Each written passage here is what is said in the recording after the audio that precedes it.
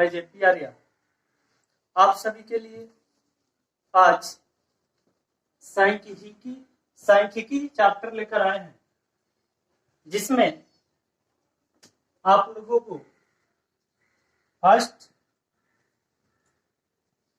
अवर्गीकृत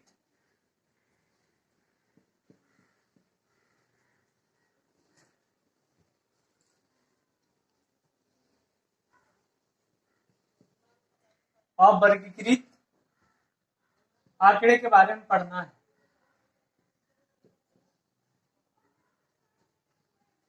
इसको समझने के बाद फिर हम लोग वर्गीकृत के बारे में पढ़ेंगे। इसमें सबसे फर्स्ट हम लोग जानेंगे, इसमें 3 चीजों का अध्ययन किया जाता है: माध्य, माध्यक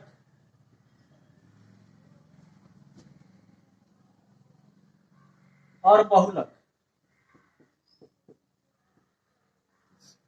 माध्यक को माध्यिका भी कहा जा सकता है। इन तीनों चीज के बारे में पढ़ना है। फर्स्ट हम लोग अवर्गीकृत आंकड़े के बारे में पढ़ेंगे।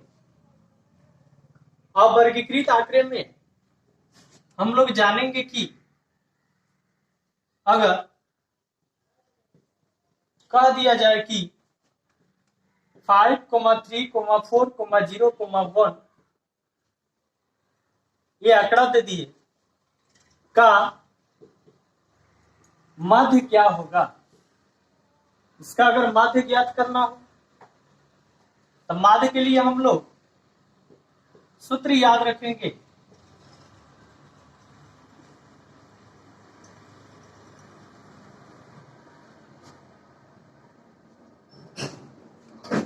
माध्य के लिए होता है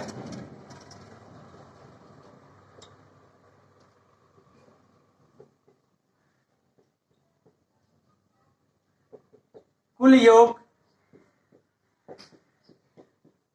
बटा कुल संख्या। मीन्स कुल योग मीन्स सबको जोड़ देना है। कुल संख्या मतलब कितना पद लिया गया है उससे भाग देना है। कुल योग 5 + 3 + 4 + 0 + 1 बाई 1, 2, 3, 4, 5 यानी कि 5 इक्वल टू 5, 3, 8, 4, 12, 1, 13/5। ठीक है, ये हमारा आंसर है। अगर इसी का अगर माध्यक के बारे में बोला जाता तो सबसे पहले इस चर मान को हम लोग सजाएंगे, यानी बढ़ते क्रम में लिखेंगे। 0, 1, 3, 4, 5 लिख दिए। अब माध्यक के लिए हम लोग इसके बीच में सेंटर में जो है उसको ढूंढ लेना है। बस यही हमारा हो जाएगा माध्यक। सबसे पहले तो चर मान को हम लोग लिख दिए, किस क्रम में? घटते क्रम में। अब लिखेंगे इसलिए माध्यक बराबर हमारा हो गया 3। ऐसे भी बन सकता है, इससे भी थोड़ा लॉन्ग जाने वाला भी तरीका है जो सूत्र पर बनता है। फिलहाल हम डायरेक्ट इसलिए बता रहे हैं, अभी मैं ऑब्जेक्टिव क्वेश्चन के लिए कुछ बात बता रहा हूं, इसलिए मैं डायरेक्ट बता रहा हूं।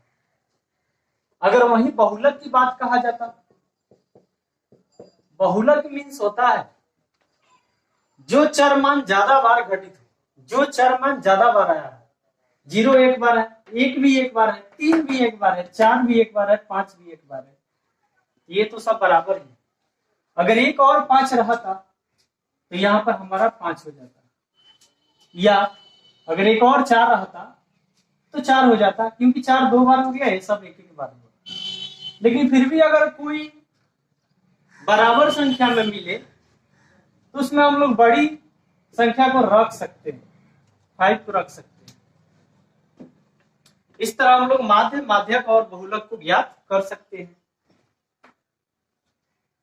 तो अभी नोट नहीं करना है, ऐसे समझा रहे हैं। आगे देख रहे हैं। इसमें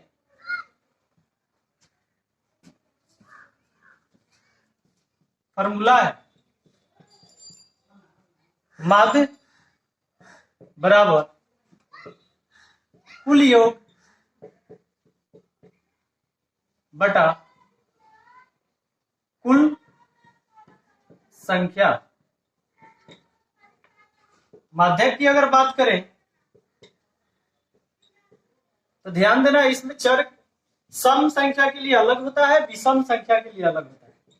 माध्यक की अगर बात करें तो हम लोग ऐसे लिख सकते हैं, शॉर्टकट ऑब्जेक्टिव के लिए अपने से फॉर्मूला बनाया, वो बता दे रहे कैसे। चर मानों को घटते क्रम में लिखने के बाद बीच वाला चर मान। ऐसे ये कोई फॉर्मूला नहीं है, ऐसे मान लेना है, ऐसे समझ लेना है ऑब्जेक्टिव के लिए। बहुलक बराबर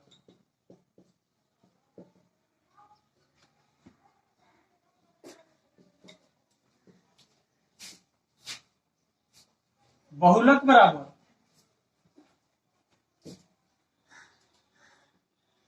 अधिक बार आने वाली चर मान, ये भी लिख सकते हैं।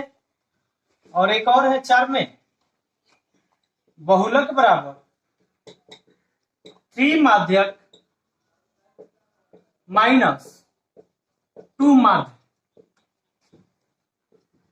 ये आपका हो गया माध्य माध्यक और बहुलक में संबंध। अगर माध्य माध्यक बहुलक में संबंध पूछा जाए तो ये वाला फॉर्मूला लिखेंगे, क्योंकि इसमें तीनों है। सिर्फ माध्य पूछा जाए तो ये वाला फॉर्मूला, माध्यक पूछा जाए तो ये वाला, और बहुलक पूछा जाए तो ये वाला। एक चीज ध्यान रखना, ये बुक में फॉर्मूला मिलेगा, ये भी मिलेगा, पर ये दोनों नहीं मिलेगा। ये अपने मन से लिखा गया है कि चर मान को घटते क्रम में लिखकर सेंटर वाला जो चुन लेना है वही हमारा माध्यक होगा। बहुलक जो अधिक बार आया होगा चर मान, वही हमारा बहुलक होगा। इस तरह हम लोग कर सकते हैं। फिलहाल इसको नोट कीजिए, फिर क्वेश्चन बनाते हैं।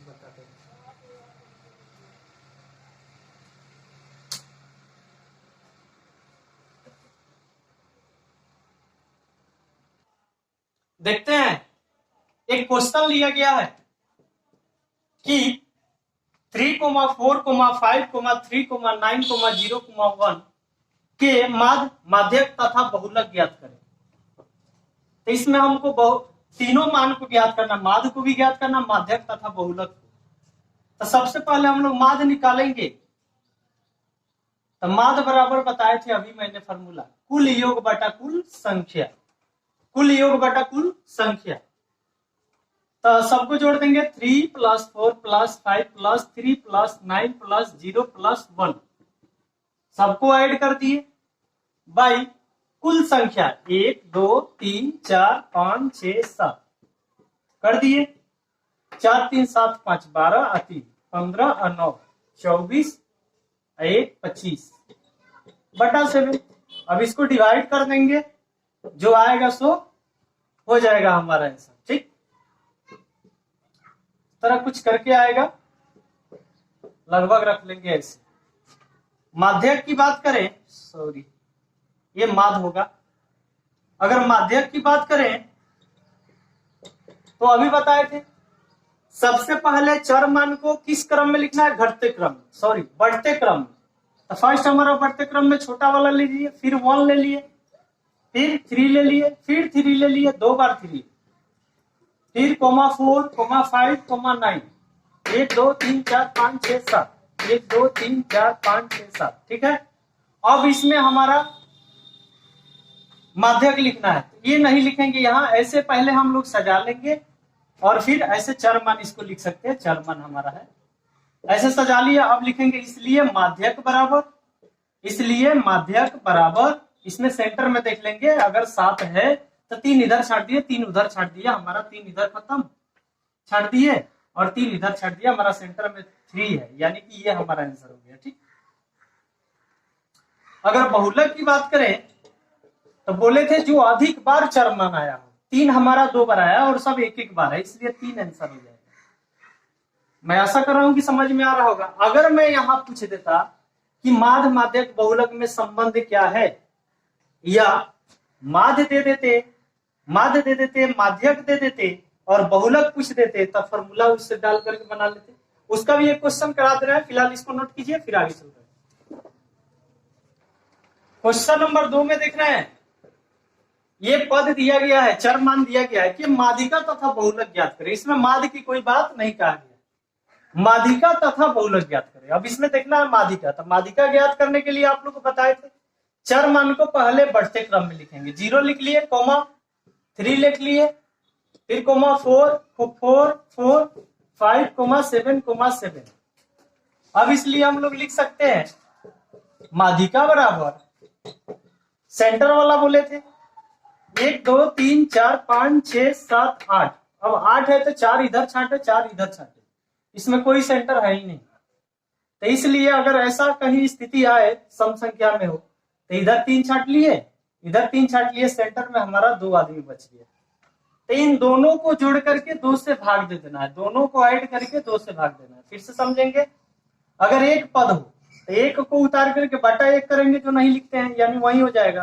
लेकिन अगर 2 पद दिखाई दे बीच में तो दोनों को जोड़ करके 2 से भाग कर देंगे, यानी ये हो गया 4 4 8/2 इक्वल टू कट के आएगा 4। बहुलक की अगर बात करें तो बहुलक देखेंगे को है जो ज्यादा बार आया है, 4 है, 3 बार आया है, इसलिए 4 हमारा हो जाएगा। नोट कर सकते हैं। तो आगे देखेंगे क्वेश्चन नंबर 3 को। इसमें लिखा है किसी आंकड़ा का माध्य 2.5 तथा माध्यक 3.2 है तो बहुलक क्या होगा। तो आप लोग को बताए थे कि यहाँ माध्य दिया है, माध्यक दिया है, बहुलक है, पूछ रहा है, यानी तीनों में पहले संबंध देखना है। तो सूत्र बताए थे बहुलक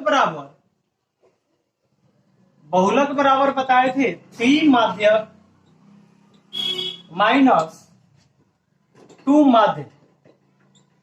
इस प्रकार हो जाएगा 3, इसके बीच में क्या है गुना माध्यक, यहां पर माध्यक है, माध्यक का मान खोजेंगे कितना है 3.2 ले लिए, माइनस 2 इसके बीच में गुना माध्य का मान देखेंगे 2.5। अब इसको गुना कर देना है, 3 दूनी 6 पॉइंट 3 3 9 माइनस 2 5 10 पॉइंट 2 दूनी 4 1 5।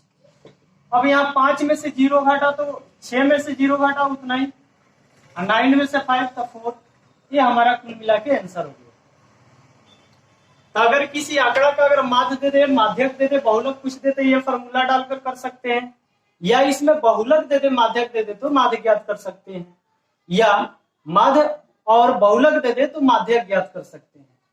इस प्रकार ये कर सकते हैं। आगे हम बताएंगे कि अगर कोई संख्या अगर लगातार हो तो उसके लिए कौन सा फॉर्मूला का यूज करेंगे। जैसे अगर क्वेश्चन कहा जाए कि लगातार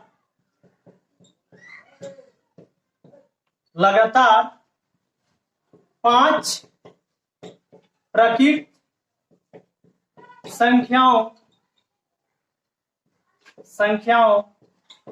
का माध्य क्या होगा, तो हम लोग देखेंगे कि लगातार 5 प्रकृत संख्या कहा जा रहा है।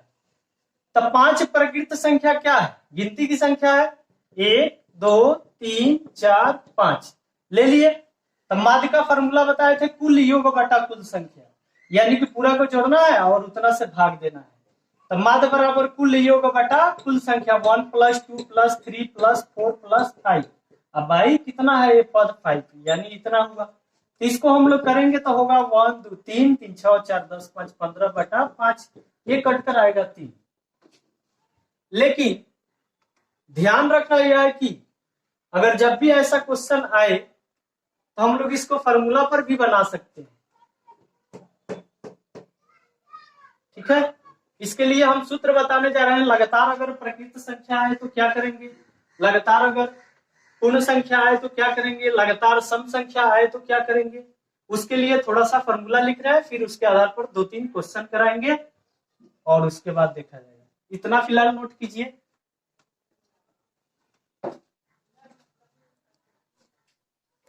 इस प्रकार हम लोग 3 और फॉर्मूला देखेंगे। लगातार प्रकृत संख्याओं का माध्य बराबर n+1/2 और लगातार सम संख्याओं का माध्य बराबर n+1 और लगातार विषम संख्याओं का माध्य बराबर n। ध्यान देने की बात है, पहले प्रकृत संख्या गिनती वाला संख्या तो n+1/2। अब इसमें से एक पद जब सम में जाएंगे तो बटा 2 हट जाएगा, विषम में जाएंगे तो 1 हट जाएगा।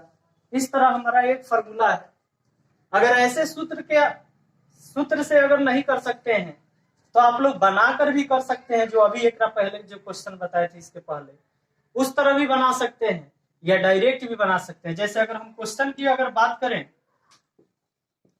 अगर क्वेश्चन की बात करें कि लगातार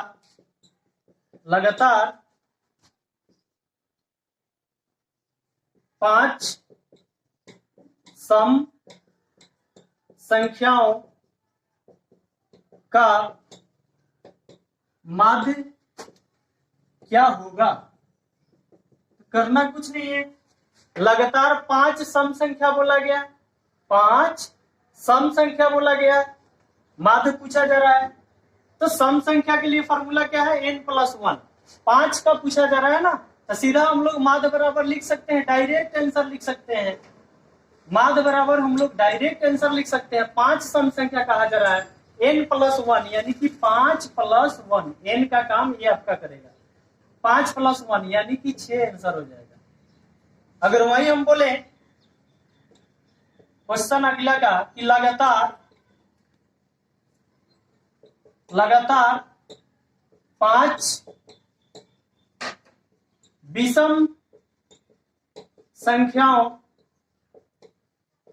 का माध्य क्या होगा, तो यहां विषम की बात कहा जा रहा है।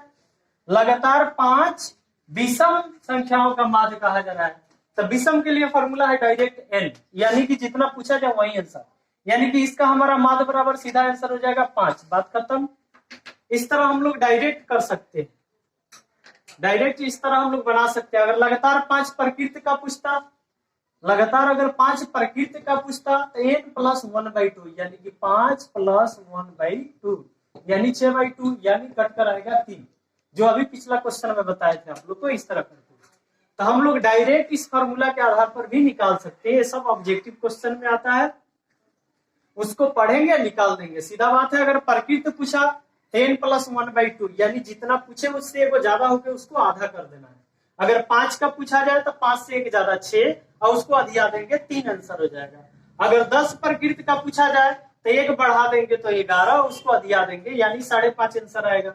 अगर लगातार अगर सम की बात कहा जाए तो n+1 यानी लगातार 5 सम की बात कहा जाए तो सीधा 1 बढ़ जाना है। 5 सम का कहा जाए तो उसका आंसर 6 हो जाएगा, 1 बढ़ जाना है। लगातार अगर 10 सम की बात कहा जाए तो 10 में 1 जोड़ देना है, 11 हो जाएगा। अगर वही विषम की बात कहा जाए तो सीधा वही आंसर हो जाएगा।